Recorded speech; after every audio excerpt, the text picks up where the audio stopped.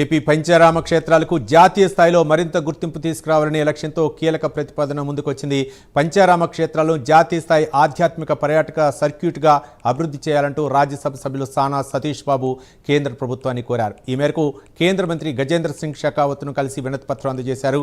స్వదేశీ దర్శన్ 2.0 కింద జాతీయ temple tourism Pancharama Shiva temple సర్క్యూట్గా అభివృద్ధి చేయాలని విజ్ఞప్తి చేశారు.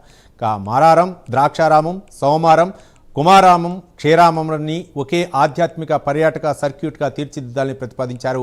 ఈ ప్రతిపాదన అమలైతే ఆధ్యాత్మిక పర్యాటకానికి ఒక కొత్త రూపు రావడంతో పాటు గోదావరి జిల్లాల ఆర్థికాభివృద్ధి కూడా బాటలో పడనున్నాయి. ప్రతిపాదనపై కేంద్ర మంత్రి సానుకూలంగా స్పందించారు.